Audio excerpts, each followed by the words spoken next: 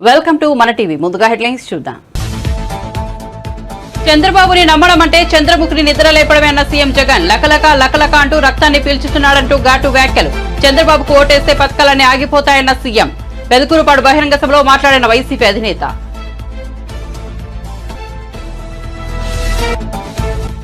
తెలంగాణలో మార్పు వచ్చిందని చెబుతున్న ముఖ్యమంత్రి. ఏం మార్పు వచ్చిందో చెప్పాలన్న కిషన్ రెడ్డి. తెలంగాణలో కేవలం కల్వకుంట్ల కుటుంబ పాలన పోయి సోనియా గాంధీ కుటుంబ పాలన వచ్చిందని విమర్శ. రేవంత్ రెడ్డి హామీలు ఇచ్చి ఇప్పుడు గాడిద గుడ్డు ఇస్తున్నారని ఎద్దేవా.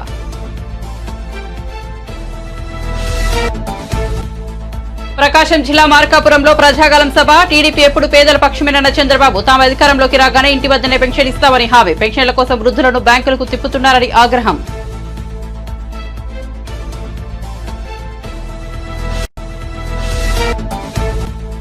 ఆగస్టు నాటికి 2 లక్షల రుణమాఫీ చేస్తానన్న ముఖ్యమంత్రి రేవంత్ రెడ్డి. హరీష్ రావు రాజీనామా తర్వాత సిద్దిపేట నుంచి కాంగ్రెస్ పార్టీ ఎమ్మెల్యేలను గెలిపించుకుంటామని వ్యాఖ్య. సిద్దిపేట శనీశ్వరరావును పాతాళానికి తొక్కే బాధ్యత తనదేనని వెల్లడి.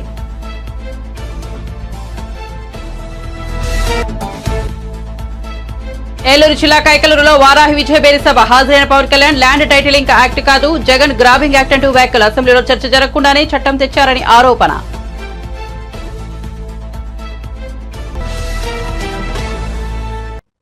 ఇక వార్త వివరాల్లోకి వెళ్తే ఏపీ అసెంబ్లీ ఎన్నికలు 2024 ప్రచారంలో భాగంగా టీడీపీ అధినేత నారా చంద్రబాబు నాయుడుపై సీఎం, వైసీపీ అధినేత జగన్మోహన్ రెడ్డి మరోసారి తీవ్ర విమర్శలు గుప్పించారు. జరగబోతోంది కురుక్షేత్ర యుద్ధం. ఈ ఎన్నికల్లో కేవలం ఎమ్మెల్యేనో ఎంపీనో ఎన్నుకునేందుకు మాత్రమే ఓట్లు వేయడం లేదు.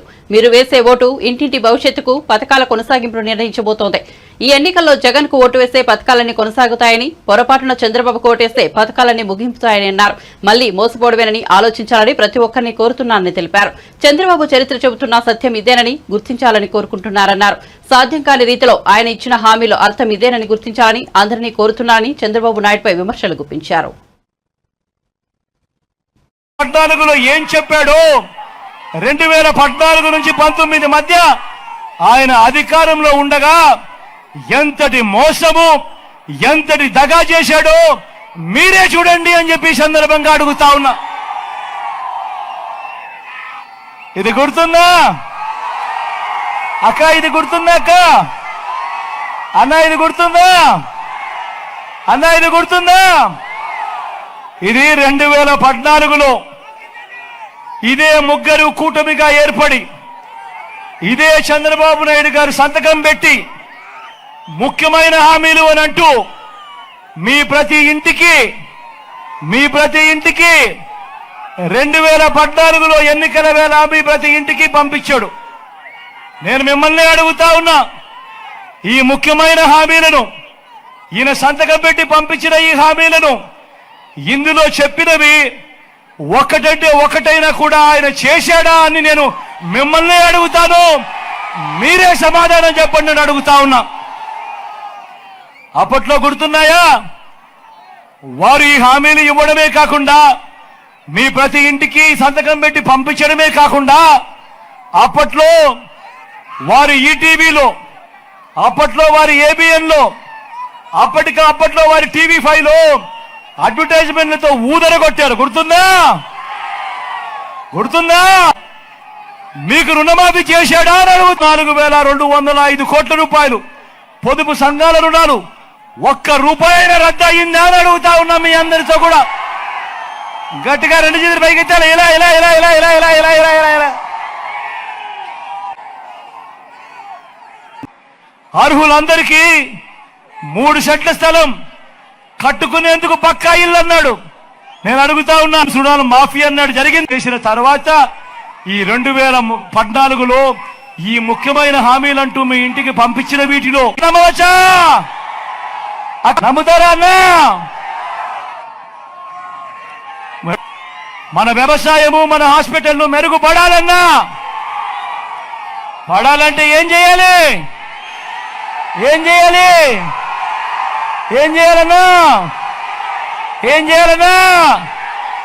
అక్క ఏం చేయాలి?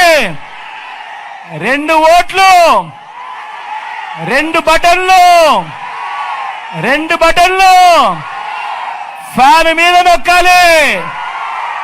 నొక్కి 175కు 175 అసెంబ్లీ స్థానాలు టీడీపీ అధినేత చంద్రబాబు ప్రకాశం జిల్లా మార్కాపురం ప్రజాకలం సభలో మేనిఫెస్టో హామీలను ప్రస్తావించారు. తాము అధికారంలోకి వస్తూనే ఏప్రిల్ నెల నుంచి వర్తించేలా 4,000 పెన్షన్ ఇస్తామని ప్రకటించారు. కానీ జగన్ 2028 నాటికి 250 రూపాయలు పెంచుతాడంట అని వెల్లడించారు. ఇప్పుడు చెప్పండి, పేదల పెన్నిది ఎవరు అని చంద్రబాబు ప్రశ్నించారు. తెలుగుదేశం పార్టీ ఎప్పుడూ పేదల పక్షమేనని అన్నారు. ఏపీలో సచివాలయాలు, పంచాయతీల్లో 1.50 లక్షల మంది ఉద్యోగులు ఉన్నారని, వారు ఒక్కొక్కరు 40 మందికి ఇంటి వద్దనే పెన్షన్లు ఇచ్చే అవకాశం ఉన్నప్పటికీ ముఖ్యమంత్రి బుద్ధులను చంపేసే పరిస్థితికి వచ్చాడని చంద్రబాబు మండిపడ్డారు. ఈ సైకో ముఖ్యమంత్రి అని చెప్పి నేను మీకు తెలియజేస్తున్నా. ఈ రోజు మీరు చూశారు, పింఛన్లు ఇవ్వడానికి పేదవాళ్ళకి పింఛన్లు ఇవ్వడం కష్టమా తమ్ముళ్ళు అని మిమ్మల్ని అడుగుతున్నా. పింఛన్లు ప్రారంభించిన పార్టీ తెలుగుదేశం పార్టీ అవునా కాదా అని అడుగుతున్నా. 200, 2,000 ఇచ్చిన పార్టీ తెలుగుదేశం పార్టీ అవునా కాదా? ఈరోజు 2,000 నుంచి ముక్కుతూ 3,000 చేశాడు. నేను ఇప్పుడు చెప్పాను, 3,000 కాదు, నేను వస్తానే ఏప్రిల్ నుంచి 4,000 రూపాయలు పింఛన్ ఇస్తానని చెప్పాను. ఆయన ఏమన్నాడు? 28కి 250 రూపాయలు వేస్తాడంట. ఎవరు పేదల పెన్నిదని మిమ్మల్ని అడుగుతున్నా. తెలుగుదేశం పార్టీ పేదల పక్షం అని చెప్పి మీకు తెలియజేస్తున్నా. పోయిన నెల చూశారు, 1,50,000 మంది పంచాయతీలో, సచివాలయంలో ఉద్యోగులు ఉన్నారు. ఒక్కొక్కరు 40 మందికి పింఛన్ ఇస్తే ఇంటి దగ్గరనే పింఛన్లు ఇచ్చే అవకాశం ఉంది. కానీ ఈ ముఖ్యమంత్రి ఇంటి దగ్గర ఇవ్వకుండా సచివాలయానికి తిప్పి అక్కడ ఇవ్వకుండా ఎండల్లో మండుటాకుల్లాంటి ముసలి వాళ్ళని చంపేసే పరిస్థితికి వచ్చాడు. ఎంత దుర్మార్గం ఇది! ఇవన్నీ ప్రభుత్వ హత్యలే. ఈసారి మళ్ళీ మేము పోరాడాం. వాళ్ళ ద్వారా ఇప్పించమంటే మళ్ళా పింఛన్లు ఇవ్వకుండా దుర్మార్గంగా బ్యాంకుల్లో అకౌంట్లు వేశాడు. బ్యాంకుల్లో ముసలి వాళ్ళకి అకౌంట్ చేయడం తెలుసా తమ్ముళ్ళు అని అడుగుతున్నా. ఒక చీఫ్ సెక్రటరీ, ప్రధాన కార్యదర్శి, ఐఏఎస్ చదువుకున్న వ్యక్తి ముసలి వాళ్ళు 5 కిలోమీటర్లు బ్యాంకుకు పోతారా అని మిమ్మల్ని అడుగుతున్నా. డబ్బులు తెచ్చుకునే స్తోమత ఉందా అని అడుగుతున్నా. వాళ్ళకు కావాల్సింది మళ్ళా ఆధార్ కార్డు కావాలి, పాన్ నెంబర్ కావాలి. పోతే తిరిగి పాప మా ముసలి వాళ్ళు ఎక్కడికి పోవాలనో దిక్కు తెలియకుండా అవస్థ పడుతున్నారు. నేను ఒకటే మా పెద్దలందరికీ విజ్ఞప్తి చేస్తున్నా, మీ కుటుంబానికి పెద్ద కొడుకు. జనసేన పార్టీ అధినేత పవన్ కళ్యాణ్ ఏలూరు జిల్లా కైకలూరులో వారాహి విజయవేరి సభకు హాజరయ్యారు. ఈ సందర్భంగా ఆయన ప్రసంగిస్తూ భూములు దోచేందుకు కొత్త చట్టం తెచ్చారని విమర్శించారు. అసం చట్టం తెచ్చారని పవన్ ఆరోపించారు. ఇది ల్యాండ్ టైటిలింగ్ యాక్ట్ కాదు, జగన్ ల్యాండ్ గ్రాబింగ్ యాక్ట్ అని వ్యాఖ్యానించారు. మన ఆస్తి మనదని రుజువు చేసుకోవాలా? 90 రోజుల్లో రుజువు చేసుకోకపోతే ఆ భూమిని ఏం చేస్తారు? 100 గజాల భూమి ఉన్న వ్యక్తి కూడా తన భూమి కోసం హైకోర్టును ఆశ్రయించాలని పవన్ ఆగ్రహం వ్యక్తం చేశారు. వైసీపీ పాలనలో మీడియాను అణచివేసేందుకు ప్రయత్నిస్తున్నారని మండిపడ్డారు. మీడియాను నియంత్రించేందుకు జీవో నెంబర్ 1 తీసుకొచ్చారని వెల్లడించారు. వైసీపీ పాలనలో 112 మంది పాత్రికేయులపై దాడులు జరిగాయని, పాత్రికేయులపై 430 కేసులు నమోదు చేశారని పవన్ వివరించారు. గెలిపించవలసిందిగా కోరుకుంటున్నాం. అలాగే పుట్టా మహేష్ గారిని మనకి సైకిల్ గుర్తు మీద తెలుగుదేశం పార్టీ సైకిల్ గుర్తు మీద పోటీ చేస్తున్నారు అని భారీ మెజారిటీతో గెలిపించండి. ఆఖరి మాటగా ముఖ్యంగా ఇక్కడ ఉన్న ఆస్తిపాస్తులు, చిన్నపాటి భూపట్టాలు ఇచ్చారు. పట్టాలు ఇచ్చి స్థలాలు చూపించలా. పోనీ పట్టాలు అక్కడ మనకి భూములు ఇల్లు కట్టుకోని చెప్పి వాటి గ్యారంటీలు ఇవ్వాల. ఈ రోజున జగన్ చేస్తుంది ల్యాండ్ టైటిలింగ్ యాక్ట్ అని పట్టుకొచ్చాడు. అది ల్యాండ్ టైటిలింగ్ యాక్ట్ కాదు, అది జగన్ ల్యాండ్ గ్రాబింగ్ యాక్ట్. అది ఇక్కడ భూమి ఉంది, ఇల్లున్నాయి, ఆ కనిపించే చిన్న గుడిసె ఉంది, ఆ మూలంలో చిన్న పెంకుటిల్లు ఉంది, 1 ఎకరం పొలం ఉంది, 1/2 ఎకరం ఆక్వా చెరువు ఉంది, 4 ఎకరాల కూర్చోబెట్టే సాగు భూమి ఉంది. ముందు ఏం చేశాడు? పాస్ పుస్తకాల మీద బొమ్మ వేశాడు. తర్వాత ఏం చేశాడు? సరిహద్దుల రాయి మీద తన ముఖం పెట్టుకుని సరిహద్దుల రాయి మీద తన ముఖం పెట్టుకున్నాడు. ఇప్పుడు ఏం చేస్తున్నాడు? రేపు పొద్దున ఆస్తి పత్రాలు ఇవ్వడంట. మన ముఖాన్ని ఒక జిరాక్స్ కాపీ కొడతాడంట. మీరు ఇక్కడ ఉన్నారమ్మా, మీరు ఇంతమంది ఉన్నారు, మీ చెల్లెలికి పెళ్లి చేయాలి, మీ అక్కలకి ఆడబిడ్డ, మీ ఆడబిడ్డల్ని బయటికి పంపించాలి, కట్నాలు ఇవ్వాలి అంటే మీరు పెళ్లి చేసుకునే వాళ్ళు, ఆడబిడ్డను పెళ్లి చేసి అత్తగారింటికి పంపించేవాళ్ళు మీకు ఒరిజినల్ స్టాంప్ పేపర్ ఇస్తే తీసుకుంటారా, లేదంటే జిరాక్స్ పేపర్ ఇస్తే పెళ్లిళ్ళు జరుగుతాయా? ఏది ఒప్పుకుంటారు? మీకైనా కష్టం వచ్చింది, వెళ్ళి ఒక ఫైనాన్స్ వడ్డీ వ్యాపారి దగ్గరికి వెళ్ళి నా ఆస్తి పత్రాలు ఇవి అని జిరాక్స్ ఇస్తే తీసుకుంటాడా? బ్యాంకుల్లోకి వెళ్ళి నా జిరాక్స్ పెడతాను నాకు ఇవ్వండి తీసుకుంటాడా? ఒక ఆధార్ కార్డు రావడానికే దేశంలో దశాబ్దం పాటు వాదోపవాదాలు జరిగినాయి. దశాబ్దం పాటు. అలాంటిది land titling act, land grabbing act ఇది. మీ భూముల్ని దోచేసే చట్టం ఇది. నీ సొంతదారుల హక్కుని తీసేసే చట్టం ఇది. దాని గురించి ఒక్క మాట మాట్లాడాల. మన ఏం అసెంబ్లీ దేనికి ఉంది? కూర్చొని చెమ్మాచెక్క ఆడుకోవడానికి మన అసెంబ్లీకి వెళ్ళేది. అడ్డం వస్తే బూతులు తిట్టడానికి అసెంబ్లీ ఉన్నది. దేనికి ఉంది అసెంబ్లీ? దేనికి ఉండాలి అసెంబ్లీ? ప్రత్యర్థి పార్టీలు దేనికి ఉంటాయి? ప్రత్యర్థి పార్టీలు ఉన్నది ఒక చట్టం తీసుకొస్తున్నప్పుడు చట్టంలో తాలూకు లోపాలు, నష్టాలు, లాభాలు చర్చించడానికి. 30కి తక్కువగా ఉన్న టీడీపీని నువ్వు మాట్లాడితే వాళ్ళ ఇంట్లో ఆడవాళ్ళని తిట్టి అసెంబ్లీ నుంచి బయటికి పంపించేశావు. చర్చలు లేవు, వాదోపవాదాలు లేవు. ఎలా చేస్తాం? హరీష్ రావు, నీ రాజీనామా పత్రాన్ని సిద్ధంగా ఉంచుకో, 15 ఆగస్టు వరకే నీ ఆటలని ముఖ్యమంత్రి రేవంత్ రెడ్డి అన్నారు. మెదక్ కాంగ్రెస్ అభ్యర్థి నీలం మధుకు మద్దతుగా సిద్దిపేటలో నిర్వహించిన కార్నర్ మీటింగ్లో పాల్గొన్న ముఖ్యమంత్రి మాట్లాడుతూ 15 ఆగస్టు నాటికి 2 లక్షల రుణమాఫీ చేస్తామన్నారు. తన హామీని నెరవేర్చుకున్న తర్వాత హరీష్ రావు రాజీనామా చేస్తే సిద్దిపేట నుంచి కాంగ్రెస్ పార్టీని గెలిపిస్తానన్నారు. 2 లక్షల రుణమాఫీ చేయగానే సిద్దిపేటలో 1,00,000 మందితో భారీ సమావేశం నిర్వహిస్తామన్నారు. సిద్దిపేట శనీశ్వరరావును పాతాళానికి తొక్కే బాధ్యత తనదే అన్నారు. ఆగస్టు 15 తర్వాత సిద్దిపేటకు స్వాతంత్ర్యం రాబోతోందన్నారు. ముదిరాజ్ సామాజిక వర్గానికి తన మంత్రివర్గంలో చోటు కల్పిస్తారని హామీ ఇచ్చారు. ప్రధాని నరేంద్ర మోదీ తెలంగాణకు ఇప్పటి వరకు ఇచ్చింది గాడిద గుడ్డు అని ఎద్దేవా చేశారు. బీజేపీ, బీఆర్ఎస్ ఒకటేనని విమర్శించారు.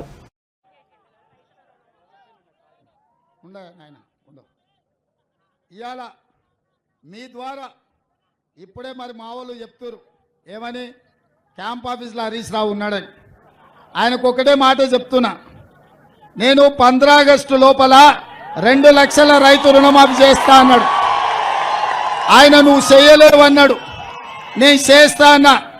ఆయన రాజీనామా చేస్తా అన్నాడు. ఇప్పుడు నేను చెప్తున్నా, హరీష్ రావు గారు రాసి పెట్టుకో, కొమరవెల్లి మల్లన్న సాక్షిగా 15 ఆగస్టు లోపల ఈ రాష్ట్రంలో ఉన్న రైతులకందరికీ 2 లక్షల రూపాయల రుణమాఫీ చేసి ఈ తెలంగాణ రైతాంగాన్ని ఆదుకునే బాధ్యత నాది. ఈ సిద్దిపేటకు పట్టిన శని, ఈ శనీశ్వరరావును పాతాళానికి తొక్కే బాధ్యత నాది. 15 ఆగస్టు నాడు ఈ దేశానికి స్వాతంత్రం వచ్చింది. 15 ఆగస్టు నాడు ఈ శనీశ్వరరావు నుంచి ఈ సిద్దిపేటకు కూడా స్వతంత్రం రాబోతుంది.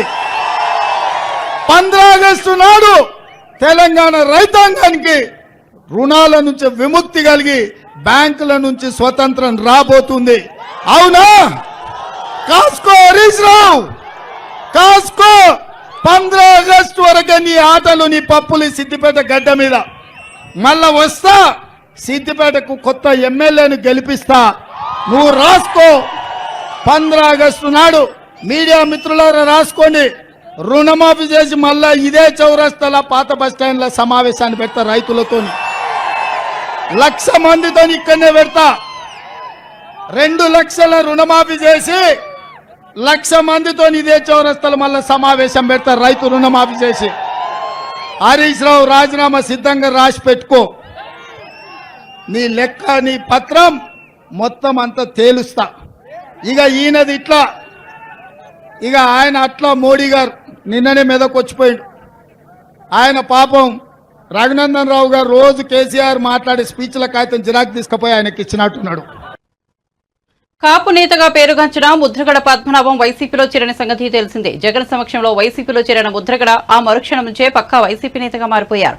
వైసీపీలోని ఇతర నేతల కంటే ఎక్కువగా జనసేన అధినేత పవన్ కళ్యాణ్ ఆయన టార్గెట్ చేస్తున్నారు. పిఠాపురం నుంచి పవన్ లో తరమేకపోతే తన పేరును ముద్రగడ పద్మనాభంగా మార్చుకుంటానని ఆయన సవాల్ విసిరారు. ఈ నేపథ్యంలో ముద్రగడకు ఆయన కూతురు క్రాంతి భారీ షాక్ ఇచ్చారు. తన తండ్రి చేస్తున్నది కరెక్ట్ కాదని ఆమె స్పష్టం చేశారు. తాను పవన్ గెలుపు కోసం కృషి చేస్తానని చెప్పారు. ఈ మేరకు ఆమె ఒక వీడియో విడుదల చేశారు. అందరికీ నమస్కారం. నేను క్రాంతి బార్లపూడి, ముద్రగడ పద్మనాభం గారి అమ్మాయిని. పిఠాపురంలో పవన్ కళ్యాణ్ గారిని ఓడించడానికి వైసీపీ నాయకులు ఎన్ని చేయాలో అని చేస్తున్నారు. ముఖ్యంగా నిన్న మా నాన్నగారు ఒక బాధాకరమైన ఛాలెంజ్ చేశారు. పవన్ కళ్యాణ్ గారిని ఓడించి పిఠాపురం నుండి తరిమేయకపోతే ఆయన పేరు ముద్రగడ పద్మనాభం రెడ్డిగా మార్చుకుంటారట. ఈ కాన్సెప్ట్ ఏంటో నాకు అసలు అర్థం కాలేదు. ఆయన ప్రకటన ముద్రగడ అభిమానులకు సైతం నచ్చలేదు. వంగా గీత గారిని గెలిపించడానికి కష్టపడవచ్చు, కానీ పవన్ కళ్యాణ్ గారిని మరియు ఆయన అభిమానుల్ని కించపరిచేలా కామెంట్స్ ఉండకూడదు. మా నాన్నగారిని కేవలం పవన్ కళ్యాణ్ గారిని తిట్టడం కోసమే జగన్మోహన్ రెడ్డి గారు వాడుతున్నారు. ఈ ఎన్నికల తర్వాత ఆయనను ఎటు కాకుండా వదిలేయడం పక్కా. ఈ విషయంలో నేను మా నాన్నగారిని పూర్తిగా వ్యతిరేకిస్తున్నాను. నేను పవన్ కళ్యాణ్ గారి గెలుపు కోసం నా వంతు కృషి నేను చేస్తాను. 5 నెలల్లోనే రేవంత్ రెడ్డి అవినీతి మార్క్ పాలనను చూపిస్తున్నారని బీజేపీ తెలంగాణ రాష్ట్ర అధ్యక్షుడు కేంద్ర మంత్రి కిషన్ రెడ్డి అన్నారు. తెలంగాణలో మార్పు వచ్చిందని చెబుతున్న ముఖ్యమంత్రి ఏం మార్పు వచ్చిందో చెప్పాలని ప్రశ్నించారు. తెలంగాణలో కేవలం కల్వకుంట్ల కుటుంబం పాలన పోయి సోనియా గాంధీ కుటుంబ పాలన వచ్చిందని విమర్శించారు. ఇదేనా వచ్చిన మార్పు అని నిలదీశారు. రేవంత్ రెడ్డి హామీలు ఇచ్చి ఇప్పుడు గాడిద గుడ్డు ఇస్తున్నారని ఎద్దేవా చేశారు. 100 రోజులు 6 గ్యారంటీలను అమలు చేస్తామని హోర్డింగ్స్ కూడా పెట్టారని, కానీ ఇప్పటికీ కూడా అమలు చేయలేదన్నారు. 5 గ్యారంటీలు అమలు చేశామని చెబుతున్నారని, కానీ ఎక్కడ చేశారని ప్రశ్నించారు. జర్నలిస్టులకు, హోంగార్డులకు ఇచ్చిన హామీలు నెరవేర్చారా అని ప్రశ్నించారు. రైల్వేలపై మాట్లాడే అర్హత కాంగ్రెస్ పార్టీకి లేదన్నారు. రాష్ట్ర ప్రభుత్వమే బయ్యారంలో మేము స్టీల్ ఫ్యాక్టరీ పెడతాం రాష్ట్ర ప్రభుత్వ నిధులతో అన్నాడు. ఆయన ఇవ్వలేదు, ఈయన ఇవ్వలేదు. కాబట్టి ఈరోజు ప్రజలను మభ్యపెట్టేటువంటి మరొక బయ్యారం స్టీల్ ఫ్యాక్టరీ హామీ ఈరోజు మన ముందు కనిపిస్తూ ఉంది. ఏపీలో కలిపినటువంటి 5 గ్రామాలకు తెలంగాణ తీసుకురావడం. రేవంత్ రెడ్డి పాపము రాసిస్తున్నాడో తప్పో ఆయన తప్పో తెలియదు, కానీ కాంగ్రెస్ పార్టీ ఎవరు కలిపారని అడుగుతా ఉన్నాను. ఇది బైఫర్కేషన్ యాక్ట్లో ఎవరు పెట్టారు? కాంగ్రెస్ పార్టీ కదా పెట్టింది, భారతీయ జనతా పార్టీ కాదు కదా.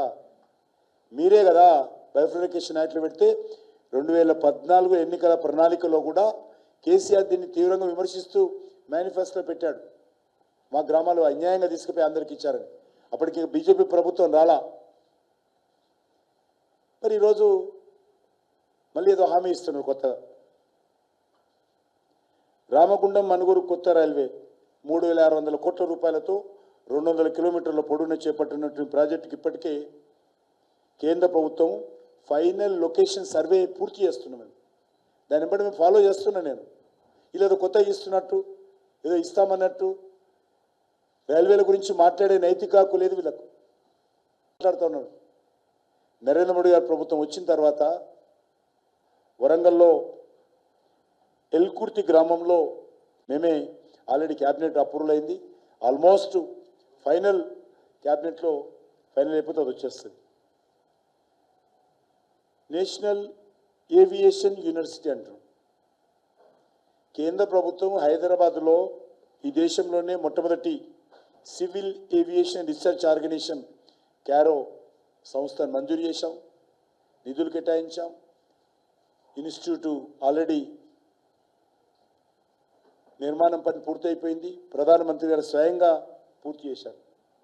నేను ఒక్కటే, ఇంత అన్యాయంగా కాంగ్రెస్ పార్టీ ప్రభుత్వం వివరిస్తుంది.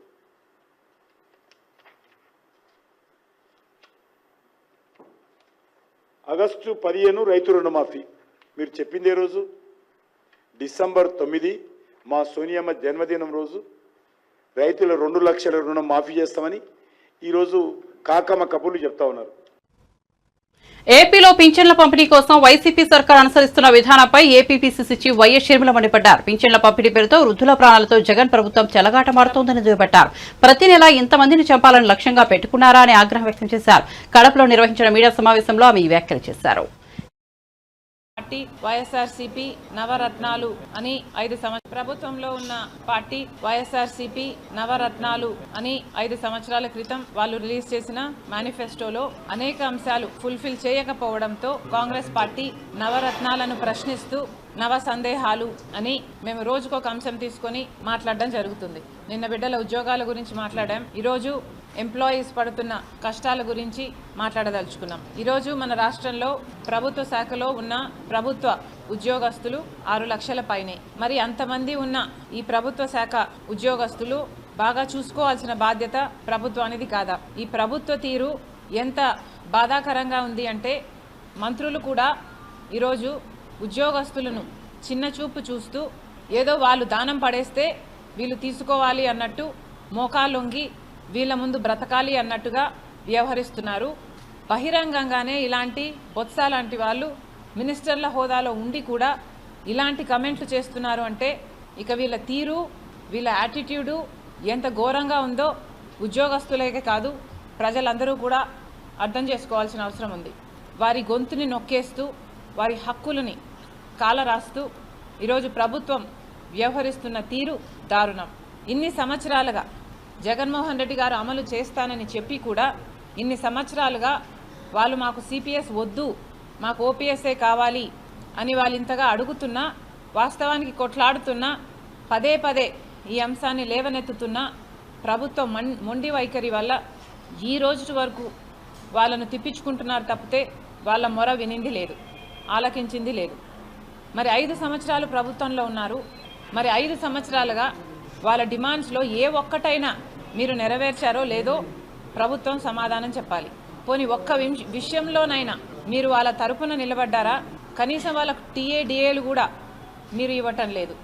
ఎన్ని విషయాలలో ఈ ఉద్యోగస్తులకి మీరు బకాయిలు ఉన్నారో ఒకసారి వెనక్కి వెళ్ళి రికార్డ్స్ చూడండి. కనీసం మెడికల్ బిల్స్ కూడా దాదాపు 150 కోట్ల రూపాయలు వాళ్ళ మెడికల్ బిల్స్ కూడా మీరు బకాయిలుగా పెట్టారు. లీవ్కు సంబంధించి 2000కు పైగా ఎంప్లాయీస్కు చెల్లించాల్సిన అవసరం ఉన్నా ఇంతవరకు చెల్లించటం లేదు. ఇలా దాదాపు 22,000 కోట్ల రూపాయలు ఉద్యోగస్తులకి ప్రభుత్వం బాకీ ఉంది. హెచ్ఆర్ఏ అయితే వాళ్ళ కనీస హక్కు, కానీ దాంట్లో కూడా కోత విధించింది ప్రభుత్వం. 11వ పిఆర్సీ ప్రకారము వీళ్ళకి ఇవ్వాల్సిన ఐఆర్లో కూడా కోతలు పెట్టారు. 12వ పిఆర్సీ అమలు చేయాల్సిన ప్రభుత్వము 12వది కాదు కదా, దగ్గరికి కూడా రాలేదు. ఇంకా 11వ దాంట్లోనే ఇరుక్కొని అది కూడా పూర్తి అమలు చేయకుండా దాంట్లో కూడా కోతలు పెట్టారు. ఇలా 1 కాదు 2 కాదు, ప్రతి విషయంలోనూ ప్రభుత్వ ఉద్యోగస్తులను మోసం చేసింది జగన్మోహన్ రెడ్డి గారి ప్రభుత్వం. పోయిన నెల ఎంతమంది చనిపోయారు అందరం చూసాం. అంటే వాళ్ళ ప్రాణాలకి లెక్క లేదు, వాళ్ళు చనిపోయినా పర్వాలేదు. ఏం ఆలోచన చేస్తుంది ప్రభుత్వం? సిఎస్ గారు అంతటి హోదాలో ఉండి మీరేదో ట్రయల్ అండ్ ఎర్రర్ లాగా ప్రతి నెల ఇంతమందిని పొట్టన పెట్టుకోవాలి, ఇంతమందిని చంపేసుకోవాలి అని ఏమన్నా టార్గెట్ పెట్టుకొని పనిచేస్తున్నారా? ఇంత ఘోరంగా ఒక ప్రభుత్వానికి బానిసలు కావాల్సిన అవసరము ఐఏఎస్లకు ఏముంది అని అడుగుతున్నాం. మీకు వాళ్ళు కాదు కండి జీతం ఇచ్చేది, మరొక్కసారి గుర్తు చేస్తున్నాం. మీకు జీతం ఇస్తున్నది ప్రజలు, ప్రజల డబ్బులు. ఇంత లాయల్టీ వైసీపీకి మేలు చేయాలి అన్న ఇంత లాయల్టీ పనికిరాదు. కేవలం ఈరోజు వైసీపీ పార్టీకి మేలు చేయడానికి నెల నెల ఇంతమందిని పొట్టన పెట్టుకుంటున్నారు మీరు. కాంగ్రెస్ పార్టీ దీన్ని పూర్తిగా ఖండిస్తుంది. వైసీపీ ప్రభుత్వానికి మేలు చేయడానికి చేస్తున్న ఈ ప్రయత్నాన్ని ప్రజలు తిప్పికొడతారు. దయచేసి ఇది చేయొద్దండి. జనసేనాని పవన్ కళ్యాణ్ హాజరైన విశాఖ వారాహి విజయబేర సభకు ప్రముఖ క్రికెటర్ జనసేన నేత అంబటి రాయుడు కూడా హాజరయ్యారు. ఇతర నేతల ప్రశంసలు అయ్యాక అంబటి రాయుడు గురించి పవన్ కళ్యాణ్ పరిచయ వ్యాఖ్యలు చేశారు. 19 ఏళ్ల వయసులో అండర్-19 క్రికెట్లో డబుల్ సెంచరీ కొట్టి ఈ రోజు వరకు తన సత్తా చాటుకున్న ఇండియన్ క్రికెటర్ ఆంధ్రప్రదేశ్ రాష్ట్రం బాగుండాలని మనకు మద్దతు తెలుపుతున్న అంబటి రాయుడుని 5 నిమిషాలు మాట్లాడాలని కోరుతున్నా అని పవన్ పేర్కొన్నారు. అనంతరం మైక్ అందుకున్న అంబటి రాయుడు ప్రసంగిస్తూ బాగున్నారా అంటూ అందరినీ పలకరించారు. చాలా సంతోషంగా ఉంది. మొదట పవన్ కళ్యాణ్ కు కృతజ్ఞతలు తెలుపుకుంటున్నా. ఎందుకంటే నన్ను తప్పుదారి నుంచి తప్పించి ఈ రోజు కరెక్ట్ రూట్ లో తీసుకెళ్తున్నందుకు థ్యాంక్ యూ సార్. తప్పుడు దారి నుంచి నన్ను ఒక్కనే కాదు రాష్ట్ర ప్రజలందరినీ తప్పిస్తున్నారని పవన్ తో తెలిపారు. చాలా సంతోషంగా ఉంది. First of all thank you sir. నన్ను తప్పుడు దారి నుంచి తప్పించి ఈరోజు కరెక్ట్ రూట్లో తీసుకెళ్తున్నందుకు చాలా థ్యాంక్ యూ. మీ అందరికీ కూడా నేను ఎక్కువ సమయం తీసుకోను. మీ అందరికీ కూడా నేను చెప్పదలుచుకుంది ఒకటే, నేను తప్పుడు దారి నుంచి నన్ను ఒక్కడనే కాదు మొత్తం రాష్ట్రాన్ని కూడా తప్పిస్తున్నారు మన పవన్ అన్న. మన అందరం కూడా యువత, స్పెషల్లీ మనము 50% ఉన్నాము ఈ రాష్ట్రంలో. మనమే ఈ రాష్ట్ర భవిష్యత్తు. మన పవన్ అన్న నాయకత్వంలో, మన అలయన్స్ నాయకత్వంలో మన రాష్ట్రం ఎంతో ముందుకెళ్ళి ఎంతో బాగుపడుతుందని నేను పూర్తిగా నమ్ముతున్నాను. మనందరము కూడా మనంతు సహాయం చేయండి.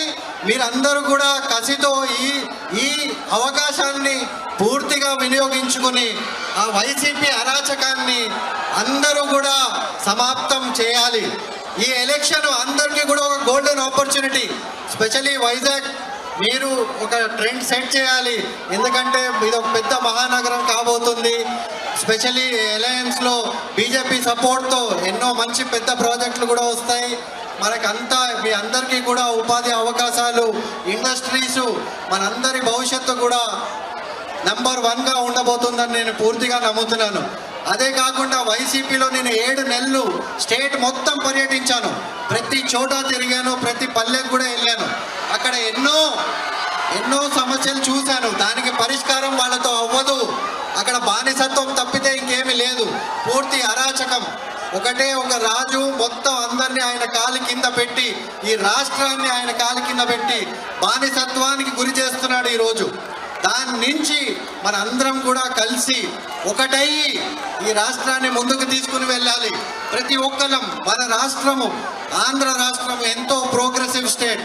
మన అందరికీ కూడా ఎంతో ముందుకు వెళ్ళి తెలంగాణ రాష్ట్రానికి మాజీ సీఎం కేసీఆర్ కు ముఖ్యమంత్రి రేవంత్ రెడ్డి రుణపడి ఉండాలని సిద్దిపేట బీఆర్ఎస్ ఎమ్మెల్యే హరీష్ రావు అన్నారు. సిద్దిపేట లేకుంటే తెలంగాణ రాష్ట్రం లేదన్నారు. రాష్ట్రాన్ని తెచ్చిందే సిద్దిపేట అన్నారు. తన నియోజకవర్గం సిద్దిపేటలో అభివృద్ధి జరగలేదని రేవంత్ రెడ్డి చెప్పింది నిజమా అని ఎద్దేవా చేశారు.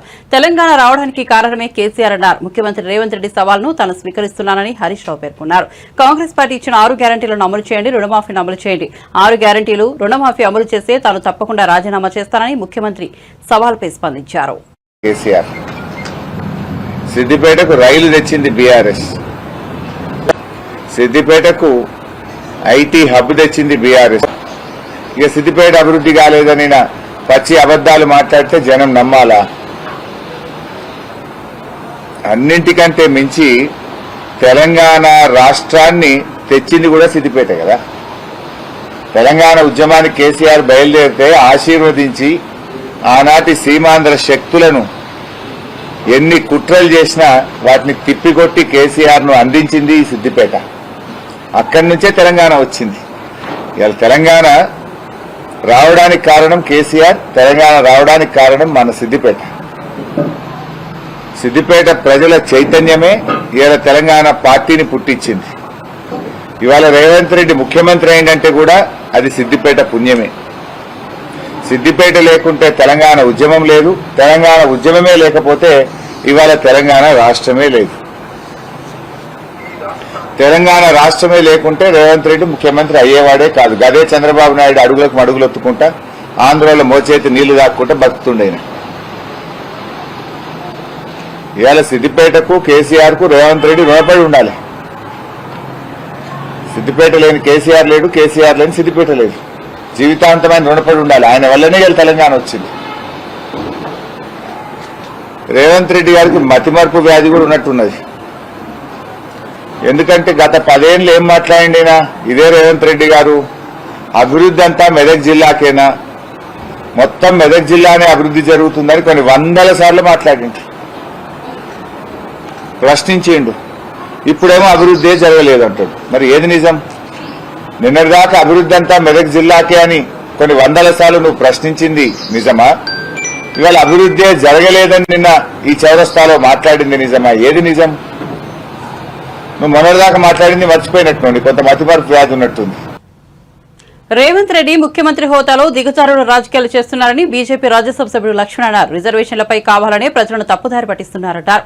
హైదరాబాద్ లోని పార్టీ కార్యాలయంలో ఏర్పాటు చేసిన మీడియా సమావేశంలో ఆయన మాట్లాడుతూ లోక్సభ ఎన్నికల్లో గెలుపు కోసం కాంగ్రెస్ అబద్దాలతో అడ్డదారులు తొక్కుతోందని విమర్శించారు. ఎలాగైనా గెలవాలనే ఉద్దేశంతో కాంగ్రెస్ పార్టీ నేతలు వర్గాల మధ్య ఘర్షణలు సృష్టిస్తున్నారని ఆరోపించారు.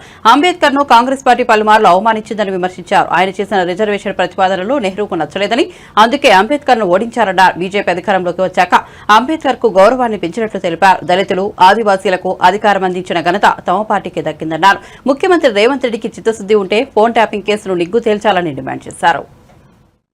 జనగణన జరిగింది కదా, ఈవిల హయాంలో ఉంది కదా, అప్పుడు వాళ్ళు ఎందుకు చేయలేదు? బులెటిన్ ముగించే ముందు హెడ్లైన్స్ మరోసారి చూద్దాం. చంద్రబాబుని నమ్మడం అంటే చంద్రముఖిని నిద్ర లేపడమే అన్న సీఎం జగన్. లకలక లకలక అంటూ రక్తాన్ని పీల్చుతాడంటూ ఘాటు వ్యాఖ్యలు. చంద్రబాబుకు ఓటు వేస్తే పథకాలన్నీ ఆగిపోతాయన్న సీఎం. పెదకూరుపాడు బహిరంగ సభలో మాట్లాడిన వైసీపీ అధినేత.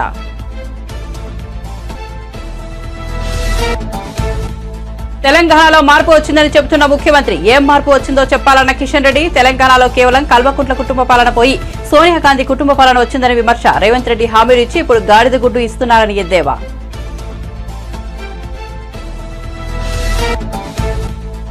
ప్రకాశం జిల్లా మార్కాపురంలో ప్రజాగలం సభ. టీడీపీ ఎప్పుడు పేదల పక్షాన చంద్రబాబు. తాము అధికారంలోకి రాకన ఇంటి వద్దనే పెన్షన్ ఇస్తామని హామీ. పెన్షన్ల కోసం వృద్ధులను బ్యాంకులకు తిప్పుతున్నారని ఆగ్రహం.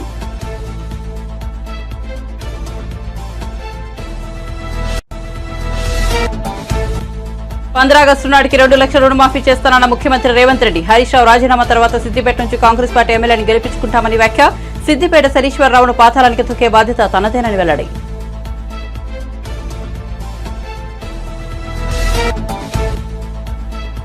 ఏలూరు జిల్లా కైకలూరులో వారాహి విజయవేరి సభ. హాజరైన Pawan Kalyan. Land titling act కాదు, జగన్ గ్రాబింగ్ యాక్ట్ అంటూ వ్యాఖ్యలు. అసెంబ్లీలో చర్చ జరగకుండానే చట్టం తెచ్చారని ఆరోపణ.